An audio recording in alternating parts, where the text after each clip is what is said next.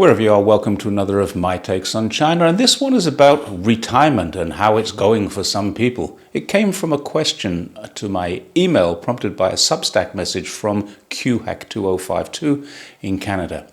Hi Jerry, QHack said. I met a Chinese couple in Canada having an elderly mother in China and being pretty grievous about their mother's benefits. What I gathered is that their mother lives in a rural farming community, and it seems that the farm does produce fruits, vegetables, which are gathered centrally, and then apparently the monthly income from all this is only amounting to about 200 RMB, hardly enough to live on. This Canadian couple is challenging the China story of taking care of the poor and needy. Would you have an answer to this? Like, how else can their mum get help and resources to live a better life? Well, this one is an important one, and I'd say first of all, what an evil person the daughter must be. And let's get into why I think this.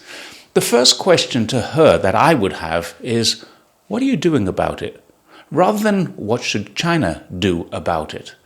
Now, we have to understand China is still developing. 70 years ago, it was a bankrupt nation and one of the poorest countries in the world. Now it's one of the richest, but with a massive rural region and a huge population, as well as a long and well-planned developmental phase. It takes time to get to everyone. Unfortunately, this means that in rural regions, some elders are left behind. When the mother started working, it was to rebuild a country that had nothing. There were no plans at that time to allow for retirement because many people in the country didn't make it to retirement. When the country was founded, illiteracy was over 80% and life expectancy was under 35 years of age. Those few people who did survive to old age were looked after by the community, and they still are, but only to the ability that the community can provide for them. In some regions, that's not great. But let's get some deeper perspective. We have to bear in mind that this is a Confucian and communal society, and this couple now living in Canada actually bear responsibility for their mother. If they tell the same story here in China, they would be lambasted for abandoning their mother in her elder age. It is a societal and legal responsibility of children here to ensure their parents are not suffering or neglected. Of course, in their defense, they would immediately say something along the lines of, other family members are looking after her. Fair enough. Or, they've tried and she won't come to Canada to be with them. And that's fair enough too. But if either of them are true, what are the complaints? She's either well looked after by others, or she's happier in China than she would be in Canada. Rural regions are being dragged into the 21st century by the Communist Party, but depending on how rural and how remote they are, it is taking time. The village will ensure that the mother will have enough for an adequate lifestyle. They will ensure she has running hot and cold water, a comfortable home to live in, a roof over her head, and enough food not to go hungry. She'll probably receive an annual gift of money at New Year. All elders do. She will almost certainly receive gifts of rice and oil and some other foods at holiday times. Again, all elders do. She almost certainly has free medical checks regularly. Once again, all elders in China do. And it's almost certain that from the village, when they have harvests, they don't just sell it and give her 200 RMB a month. They'll be giving her food from the harvest. And that's assuming she is looking after herself. If she can't, they'll be providing all of these things in some sort of care environment, because that's what China does for their elders. This is how it works in China. But of course, in poorer regional areas, the care may not be as good as it is in richer regions. It's still catching up, and yes, it could be better, but it's most definitely better than it was when those people left China. So let's go back to the question that I asked in the beginning. What are they doing to help their mother? Under Chinese law, filial responsibility has been enforced. People who don't care for their parents can be fined, and there's a good reason for this. It was China's policies and China's ideology which made it possible for these friends to become comfortable. while their parents' generation provided the work to make that happen. The country was devastated by poverty. It was destitute from a world war which lasted over 15 years, a civil war which went on even longer, but finished in 1949, probably around the time that this old lady was being born.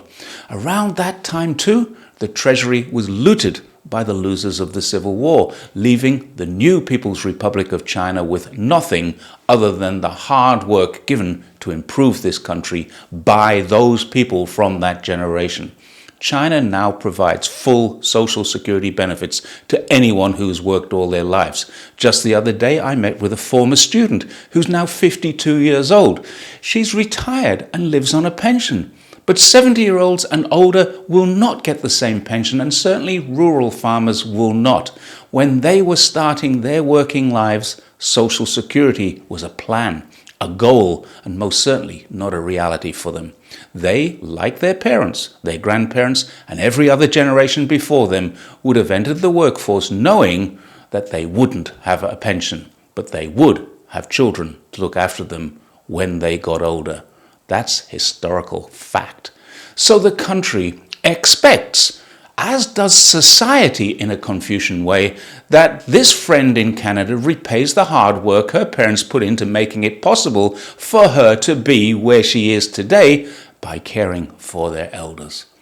The question is she really living on just 200 RMB a month? Or are there lots of other aspects to this, as I mentioned before? Food, medical, even classes to learn new things are offered in most places. Again, a lot of this depends on where the place she lives is, how remote it is, and how much income the region provides to support the people who can't be supported or are not supported by their family.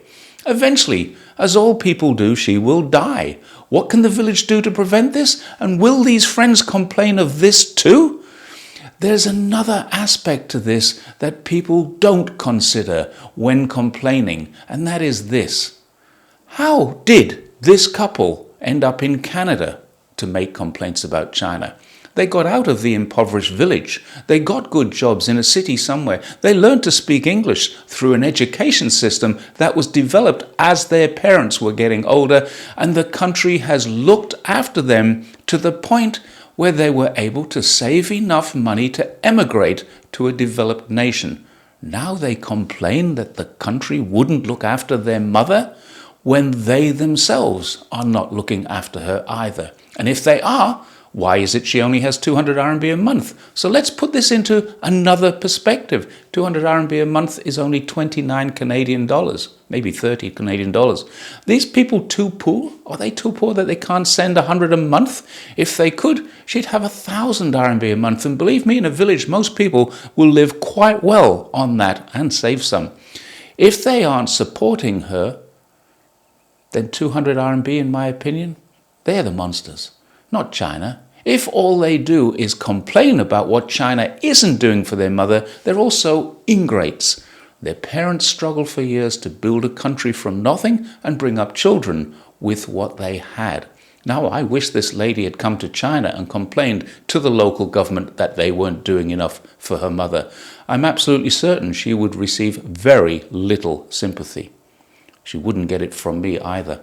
My own in-laws are in their 80s. They're registered as rural people, and they don't have a lot, but they definitely have enough. Whenever they need anything extra, my wife, her sisters, and our families dig into our pockets to support. Not because we have to, but because we want to, because we're grateful for their service, grateful for their contribution, grateful for their parenting. In society now living, we are grateful for the society they created.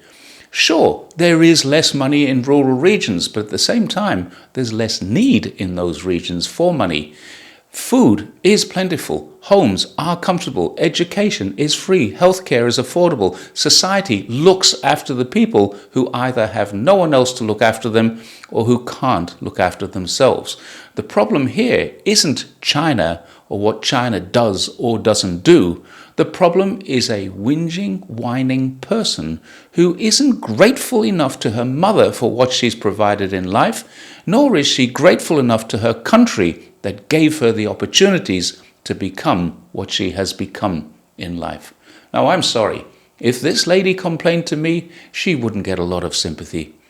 I know every Chinese person in the world, whether they are anti-Chinese or not, would agree. It's a child's responsibility when they grow up to care for the parents, not the government's. And yes, I know many in the West would disagree with that, but please do your research before commenting on how wrong you think I am. Look up filial piety, look up Confucian society or Confucian ideals. It's different to how we view it, and every single Chinese person I've met agrees with me. The government steps in and has a social security net for all workers, but it still doesn't have a fully developed safety net for rural workers. Even that, though, is improving. China's labor reform started in 1978. Since then, workers have been contributing and retiring with Social Security. Rural workers haven't had the same advantages, that's true, and it is recognized. But it's definitely in a better place now than it was when this lady's mother started working, and probably when she finished her working life because she retired at 50. As recently as July this year, there's a new plan to provide additional education for rural workers in China to help build skills and develop better income opportunities. A white paper was issued in 2024 to improve employment opportunities and income levels in rural regions. So we should stop complaining about how China was and look at how China is now. In the case of elderly rural workers, yeah, there's room for improvement. Impoverishment doesn't exist. China had sanctions against it and little to give them when they were working. Now, elders in the community get many things for free and they have enough to live on. Those elders who gave to China received an income for their work and they continue to receive from their communities. But they also gave life and education and sustenance to their children. And unlike in the West, where we have a well-developed social security system that's been in place for over 100 years, they knew when they had children that it would be those children who would care for them. Chinese people still know this, they still believe it, and most of them willingly adhere to it. Those that don't, they get the support of the government and the laws in place to ensure that they do. The long and short of this is that China isn't at fault here. The lady complaining that China isn't doing enough for her mother is most definitely at fault. Thanks once again for watching my take on China, and I will see you next time. I've put a link to those papers that I mentioned from the Chinese government. Bye for now.